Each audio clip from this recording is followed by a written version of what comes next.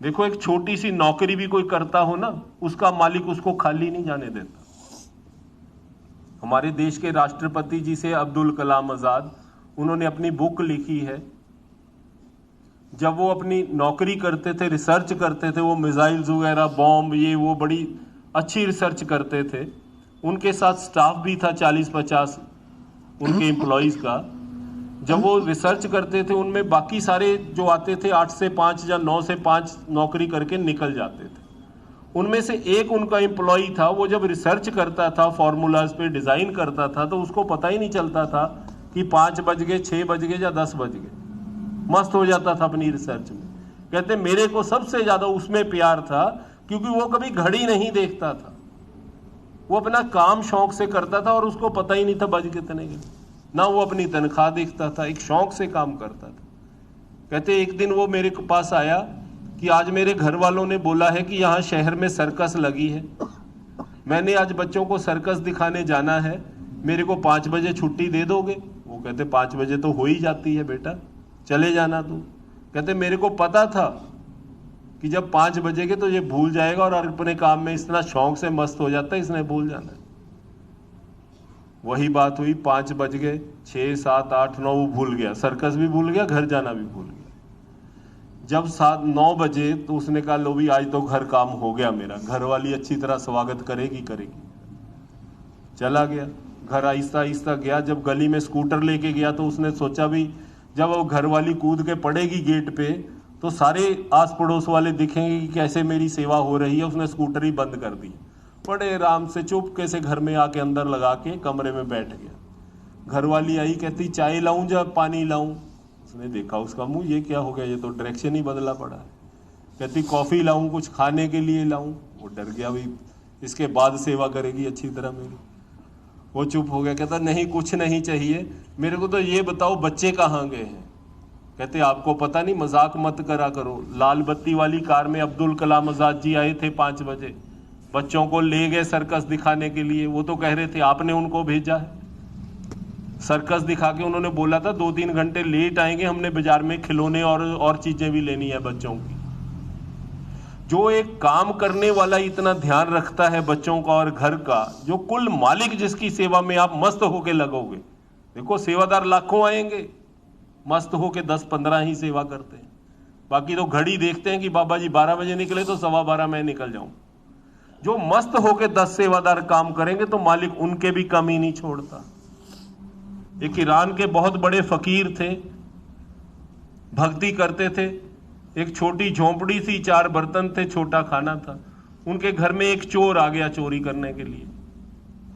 उसने, चोर ने देखा, बर्तन बुर्तन हिलाए थोड़े बहुत, ज्यादा कुछ खाने को दिखाई नहीं दिया। उनके दाएं बाएं देखा, कोई पैसा भी नजर नहीं आया। फकीर को तो पता चल गया कि चोर आया है, ठीक है इसको मेहनत करने दो, मेरे पास कौन सा कुछ है, लूट के ले जाएगा। 5-7 मिनट जब वो इधर उधर सारी कपड़े भी फोलने लगा उसके, ये भी बर्तन भी फोलने लगा, तो फकीर उठ के बैठ गया। कहता भाई तू मेरे घर आया है तो मेरे घर भी कुछ नहीं, लेकिन एक चपाती रात की बची है, बैठ मैं तेरे को खिलाऊं। उसको बिठाया, एक चपाती खिलाई, उसकी आंखों में पानी आ गया। कहता तेरे तन पे तो कोई कपड़ा भी नहीं है, मेरे पास भी नहीं, मेरे पास एक ये कंबल है, ऊपर मैंने शॉल ओढ़ी रखी है, ये तू ले ले। उसकी पीठ पे डाल दी, तेरे को बाहर ठंड लगेगी। चोर पे शॉल दे दी। चोर की आंखों में पानी आ गया। चोर ने क्या बोला? कहता आज मैं किसी शहंशाह के घर चोरी करने आया हूं। चोरी करते तो मेरे को 15 साल हो गए, बड़े बड़े घरों में गया हूं और चोरी ही करके आया हूं, लेकिन आज किसी शहंशाह के घर आया हूं जिसने खुद अपने हाथों से मेरे को सारा कुछ दे रहा है जो उसके पास है।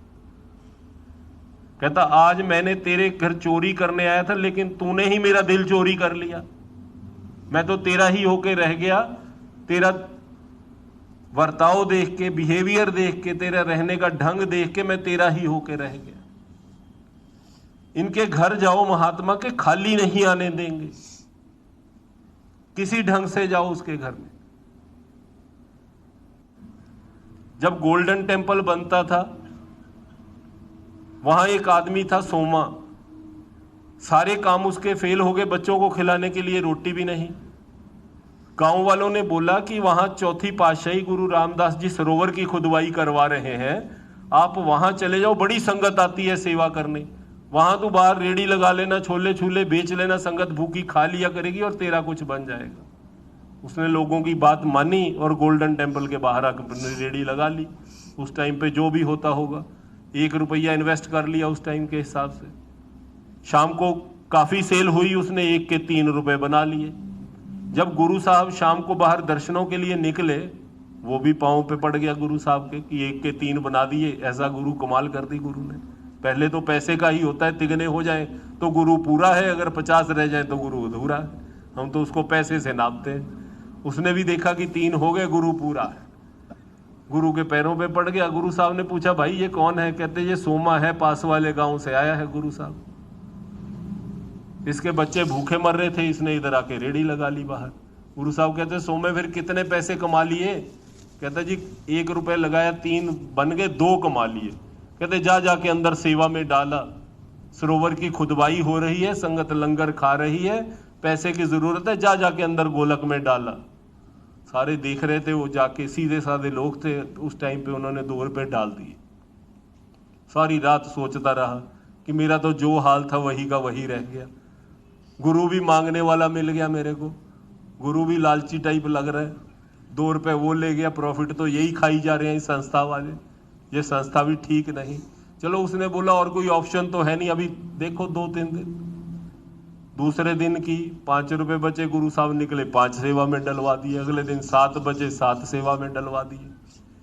10-15 दिन सेवा करने के बाद सोमे ने सोचा आज कोई अंदर मैं भी देख के आऊं करते क्या है ये। वो सेवादारों के साथ मिलके 1-2 तसले मट्टी के उसने भी गिराए। उसको सेवा का एक शौक पैदा हो गया।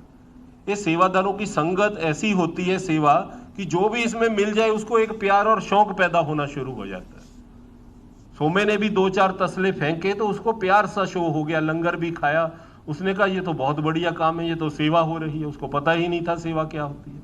उस दिन उसने 21 रुपए कमाए, गुरु आने से पहले ही उसने 21 रुपए गोलक में डाला है। गुरु साहब आए, कहते आज कितने कमाए सोमे? कहता 21 कमाए थे, 3 बजे तक, शाम को 3 बजे ही गोलक में डाल दिए गुरु साहब। गुरु साहब कहते आज तूने खुद डाले हैं ना मेरे मांगने से पहले, आज से तू सोमा नहीं सोमा शाह होगा और तेरी 21 पुश्तें सोमा शाह ही रहेंगी। आज भी उधर गांव में, अमृतसर के पास गांव है, वो शाह परिवार ही खवाया जाता है जिनके घर में एक तिनका नहीं था। गुरु के मुंह से एक वर्ड बुलवा लिया हमने, एक। हमारी तो क्या अगली सारी पुश्तें भी शाह ही खवाएंगी। हुक्म और प्यार, ये 2 चीजें सेवा में बहुत काम आती हैं। मालिक ने एक वर्ड भी बोल दिया, या जत्थेदार जी ने एक वर्ड बोल दिया, देखो आज आपके जत्थेदार जी हैं, आज मैं भी हूं, चलो मेरा ही लगा लो। अगर मालिक ने ये सेवा दी है, मालिक किसी को भी सेवा अपनी कृपा और दया मेहर के बगैर नहीं देता। आज सभी को बुलाया, आप कितने शांति से मेरी आवाज सुन रहे हो। आज मालिक ये सेवा मेरी वापस ले ले, मैं सड़क पे खड़ा होकर आपको आवाज भी लगाऊं, भाई साहब मेरी बात सुनना, किसी ने नहीं सुननी। बैठना तो क्या है, आवाज बात ही नहीं सुननी। ये मालिक जो हुक्म की सेवा देता है आप लोगों को भी देता है। ये नहीं कि मेरे को, सबको, जिसको सेवा देता है उसके साथ एक पावर होती है, लेकिन हमें दिखती नहीं। वो अकेली सेवा वर्ड नहीं होती है, गत्ते का बिल्ला नहीं, उसमें क्या शक्ति है आप जान ही नहीं सकते, आपको कोई हाथ नहीं लगा सकता। सेवा हर एक बंदे को नहीं दी जाती, लेकिन इसमें जो मालिक ने बोल दिया, जिसने मान लिया वो पा गया। एक बार महाराज जी के घर में शादी थी, वो कार्ड देने आए, कहते महाराज जी शादी है, जरूर आइयो। वो कहते शादी है कहाँ पे? पटियाला कार्ड देने गए थे, कहते चंडीगढ़। महाराज जी बड़े भोले हो गए, कहते चंडीगढ़ को कौन सा रास्ता जाता है? कहते महाराज जी कमाल है, सीधी GT रोड चंडीगढ़, आप पूछते हो रास्ता कौन सा जाता है? कहते नहीं नहीं, अगर मुरिंडा से होके जाओ फिर कैसे लगेगा, वो ठीक रहेगा, उधर से बारात लेके जाना। सारे कहते ठीक है जी, मानता कौन है? अब जो चंडीगढ़ को सीधी सड़क जाती वो 6 लेन थी, जो मुरिंडा से जाती थी वो बड़ी गांव से होके जाती थी। वो कहते महाराज जी को क्या हो गया, गांव में घुस हो रहे हैं कारों को, 50-100 कारों ने बारात लेके जाना है कि कौन सा डायरेक्शन बता दिया, रास्ता ही नहीं आता। जब बारात लेके गए राजपुरा वाले चौक में आए तो कार दूल्हे की ट्रक के नीचे घुस गई, चोट लगी, नाक पे पट्टी की, हाथ पे की, चलो बचाव हो गया, कार तो सारी टूट गई। शादी हुई, वापस आए, महाराज जी के पास आए, कहते महाराज जी अगर बताते हो अच्छी तरह तो बता दिया करो। महाराज जी कहते मैंने तो कहा था भाई मोरिंडा की तरफ से जाना। कई सीधा मेरी बात सुन के मान लेते हैं, कई ट्रक के नीचे जाके मान लेते हैं। ये तो अब सेवादार पे डिपेंडेड है कि अब आपने पहली बार मानना है कि दूसरी बार मानना है, ट्रक के नीचे जाके मानना है कि जत्थेदार की सीधी बात माननी।